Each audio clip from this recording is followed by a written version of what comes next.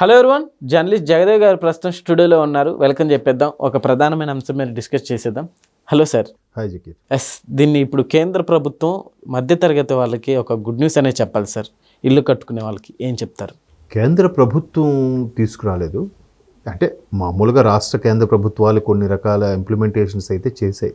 అంటే ప్రధానంగా real estate ఈ దందా నడుస్తున్న నేపథ్యంలో అంటే అంతిమంగా ఎండ్ కస్టమర్ ఎవరైతే సగటు వినియోగదారుడు, సగటు ఇల్లు అంటే సొంతింటి కళల సాకారం చేసుకోవాలనుకునే పేద మధ్యతరగతి వాళ్ళు, ఉన్నత వర్గం వాళ్ళు ఎలాగైనా గిల్లాలు బంగ్లాలు అన్నీ కట్టుకుంటారు. సో ఈ పేద మధ్యతరగతి వాళ్ళు వీళ్ళే ట్యాక్సులు కూడా ఎక్కువ కట్టేది. వీళ్ళు కళల సాకారానికి ప్రభుత్వం చొరవ చూపాలని ఇవాళ సుప్రీంకోర్టులో ఒక తీర్పులో భాగంగా అది చెప్పడం జరిగింది. అది కూడా 5 జస్టిసుల్లో 2 జస్టిసులు పార్థివాలా గారు అలాగే మహాదేవన్ గారు వీళ్ళ ఈ జస్టిస్ బృందం ఒక తీర్పు ఇచ్చింది. ఏమిటంటే దీనికి కేంద్ర ప్రభుత్వం అనేది ప్రేక్షకుడు పాత్ర వహించకూడదు. మీరు మధ్యవర్తిగా ఉంటారో లేదంటే చట్టాలని అమలుపరిచే విధంగా, రాజ్యాంగాన్ని అమలుపరిచే విధంగా సర్వ హక్కులు అందరికీ సమానంగా అందుబాటులో ఉండేలాగా చొరవ తీసుకోవాల్సిన ప్రభుత్వం ప్రేక్షక పాత్ర వహించడానికి వీల్లేదు. అంటే ఈ మధ్యకాలంలో అంటే మీరు గమనిస్తే గడిచిన 10-15 ఏళ్లలో రియల్ ఎస్టేట్ భూము ఆకాశానికి వెళ్ళిపోయింది. లాస్ట్ నాకు తెలిసి 2010 ఆ తర్వాత అంతవరకు ఇలాగ ఒక స్థాయిలో ఉన్న గ్రాఫ్ ఒక్కసారిగా ఈ స్థాయికి పెరిగిపోయింది రియల్ ఎస్టేట్ గ్రాఫ్. సో ఎందుకు గ్రాఫ్ పెరిగిందంటే ప్రతిదీ మనీతోనే ట్రాన్సాక్షన్స్. అండ్ మోర్ ఓవర్ 2014లో రాష్ట్రం విడిపోయిన తర్వాత, బైఫిరికేట్ అయిపోయిన తర్వాత, ఆంధ్రప్రదేశ్ తెలంగాణ 2 రాష్ట్రాలుగా ఏర్పడిన తర్వాత భూమి యొక్క విలువ మరి కాస్త పెరిగింది. పెరగడం వల్ల దాంతోపాటు క్రైమ్ రేట్ కూడా పెరిగింది. అయితే ఎవరెవరైతే రైతుల పిల్లలు వీళ్ళు నెక్స్ట్ జనరేషన్స్కి వ్యవసాయం అందిపుచ్చుకోకుండా విదేశాలకు వెళ్ళిపోవడము, లేదంటే ఉద్యోగ బాటలో పడినప్పుడు పట్టణాలకి, సిటీస్కి, నగరాలకి వెళ్ళిపోవడం, వలస వెళ్ళిపోవడం, భూమి యొక్క సాగు చేసే భూమి తగ్గిపోవడం, సరే ఎందుకులే చేయడం, అమ్ముకుందాంలే అమ్మేయడం, ఇంకా ఈ రైతు కూడా ఎన్నాళ్ళు చేసినా ఎంత కష్టపడినా తగిన ఫలితం రాక మధ్యలో ఈ బ్రోకర్లు మెయిన్ పంటను తినేయడం వల్ల, పందికొక్కుల్లాగా తినేస్తుండడం వల్ల కష్టపడి పండించేవాడి కన్నా బ్రోకర్లు తర్వాత బ్రోకర్లే సుఖపడ్డారు తప్ప ఎండ్ కస్టమర్ కూడా నాణ్యమైన అంటే క్వాలిటీతో కూడిన ఫుడ్ అయితే రీచ్ అవ్వడం లేదు. సో ఇలాంటి వాటికి భయపడి ఎందుకులే అమ్మేసుకుందాం, ఆ అమ్మకం కాస్త పంట భూములు కూడా రియల్ ఎస్టేట్ యొక్క దాహానికి బలైపోయిన సందర్భాలు మనం చాలా చూసాం. సో అలాగే రియల్ ఎస్టేట్ పందాలో కొన్ని రకాల విల్లాలు, ల్యాండ్లు, ఓపెన్ ప్లాట్స్, తర్వాత ఈ మధ్యకాలంలో కొత్తగా వచ్చేది ఏమిటది హరిత ప్లాట్స్ ఏమంటున్నారు వాటిని. అంటే మొక్కలు మేము పెంచుతాము, మీకు ఇన్నేళ్ళ వరకు దాంట్లో టేక్ మొక్కలు వేస్తాము, రకరకాల పండ్ల మొక్కలు వేస్తాము, అదేంటది డ్రాగన్ ఫ్రూట్స్ వేస్తాము, ఆ ఫ్రూట్స్ వేస్తాము, దాంట్లో వచ్చే లాభాలు మీకు ఇస్తామని రకరకాలుగా మభ్యపెట్టి చెప్తున్నారు. మరోవైపు ఫ్లాట్లు కూడా నిర్మిస్తున్నారు, అంటే అపార్ట్మెంట్స్. ఆ అపార్ట్మెంట్స్ నిర్మించినప్పుడు వాడు ఇప్పుడు ఇది 2025, మీకు 2026 ఏప్రిల్ కల్లా ఇస్తామని అంటాడు. ఏప్రిల్ కాదు కదా, 2027 ఏప్రిల్ వచ్చినా కూడా హ్యాండ్ ఓవర్ చేయని అపార్ట్మెంట్స్ కోకొల్లలు.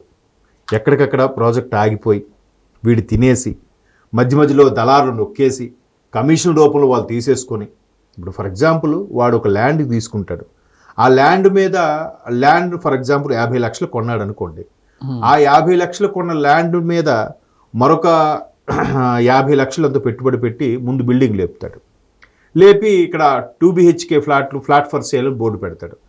సో ఇక వచ్చే వాళ్ళు కొనుక్కుంటారు, వాళ్ళు ఇచ్చే ఫండ్ వాళ్ళు ఏదైతే బ్యాంక్ లోన్ పెట్టుకుని ఇస్తారో వాటి ద్వారా మిగతా కన్స్ట్రక్షన్ పూర్తి చేస్తాడు. సో 50 లక్షల మీద కనీసం వాడు ఒక 4-5 కోట్లు సంపాదించేలాగా వాడు ప్లాన్ చేసుకుంటాడు. ఈ 4-5 కోట్లలో కూడా కమిషన్లు, ఈవెన్ రిజిస్ట్రేషన్లో ఉండే ప్రభుత్వ ఉద్యోగులకి, మధ్యలో దళారులకి, ఆ లీడ్ ఇచ్చిన ఏజెంట్లకి, వీళ్ళందరికీ కమిషన్ పోగా వాడికి ఒక 50 లక్షలు పెట్టినందుకు ఒక 2 కోట్లు మిగులుతున్నాడు. సో అట్లా ప్లాన్ చేసుకోవడం వల్ల ఏమవుతుంది, ఈలోగా వాడు ఒక్కసారి డబ్బు కలిగేసరికి ఆ అమౌంట్ అంతా వేరే దగ్గర పెట్టుబడిగా పెట్టేయడము, వేరే వ్యాపారంలో పెట్టేయడము, లేకపోతే ఏదో బాగా ఒక్కసారి డబ్బు కలిగేసరికి విచ్చలవిడితనానికి అలవాటు పడిపోయి తాగేయడం, పేకాట ఆడేయడం, గోవాలు, బ్యాంకాకులు వెళ్ళిపోవడం, ఇవన్నీ వేయడం వల్ల ఏమవుతుందంటే కన్స్ట్రక్షన్ మధ్యలో అయిపోతుంది. అప్పుడు ఎవడైతే లోన్కి అప్లై చేసి అది కొనుక్కుని పెట్టుకున్నాడో వాడికి ఇబ్బంది అవుతుందిగా. ఒకవైపు లోన్ ఈఎంఐ కట్ అవుతుంటుంది, ఇటువైపు అద్దెంట్లో రెంట్ కట్టాలి, అక్కడ చూస్తే ఇల్లు పూర్తి అవ్వలేదు.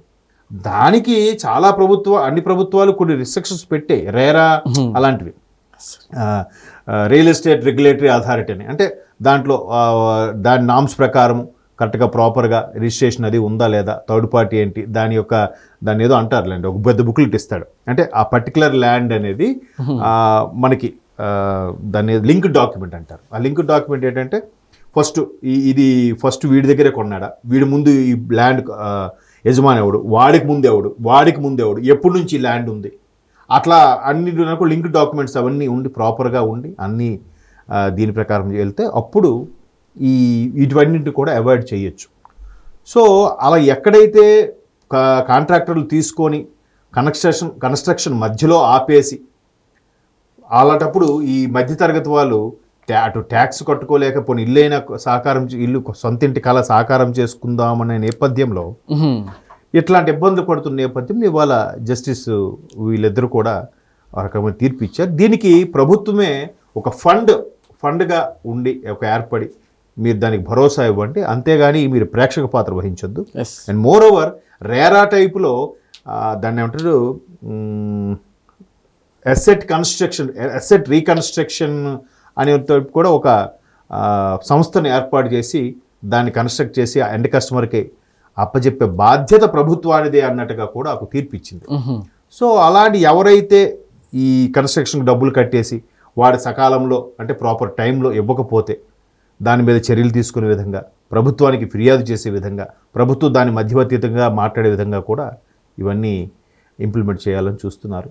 వస్తాయి మళ్ళీ. అంటే ఇంకోట్లేండి, శతకోటి దరిద్రాలకి అనంతకోటి ఉపాయాలు అన్నట్టుగా ఎన్ని ఇంప్లిమెంట్ చేస్తున్నా కూడా మోసాలు చేస్తున్న వాళ్ళు చేస్తూనే ఉన్నారు. అందుకే ప్రభుత్వం ఎంత కఠినమైన చట్టాలు పెట్టినా, ఎంతమంది అధికారులు ఇది ఉన్నా మారాల్సింది ప్రజలే. నేను ఎప్పుడు చెప్పేది అది. అందుకే మీరు అబ్జర్వ్ చేస్తే చాలా పెద్ద పెద్ద కంపెనీలు కూడా వాళ్ళ ఒక ల్యాండ్ కొన్నా, లేదంటే బాగా ధనవంతుడు ఆడు ఇమీడియట్గా స్పాట్ క్యాష్ ఇచ్చి దాన్ని కొనుక్కోవాలనుకున్నా, ఒక కోటి రూపాయలు విలువ చేసే స్థలమో ఫ్లాటో ఉందనుకోండి, దాన్ని వాడు ఏం చేస్తాడంటే ఆడి దగ్గర ఇమీడియట్గా కోటి రూపాయలు ఇచ్చేసేంత సత్తా ఉంటుంది, కానీ కోటి రూపాయలు ఇవ్వడు, 90 లక్షలు ఇస్తాడు, ఆ 10 లక్షలు లోన్కి వెళ్తాడు. ఎందుకు లోన్కి వెళ్తాడు? బ్యాంకు వాళ్ళు each and everything A to Z అన్ని అబ్జర్వ్ చేస్తారు.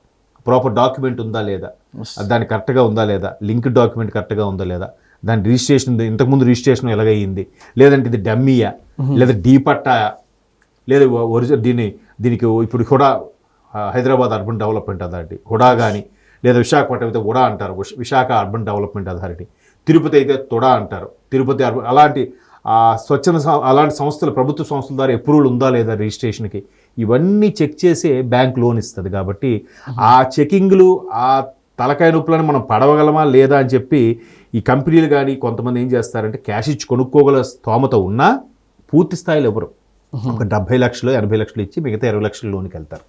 అది మంచిదే కదా, అప్పుడు ప్రాపర్గా రిజిస్ట్రేషన్ అవుతుంది, ఇట్లాంటి స్కామ్లు బారిన పడే అవకాశం ఉండదు.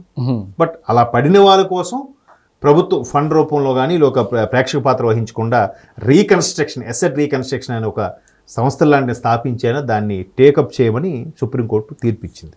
అది మధ్యతరగతి వాడి పేదవారికి ఒక శుభసూచకమైన తీర్పు. Okay sir, thank you.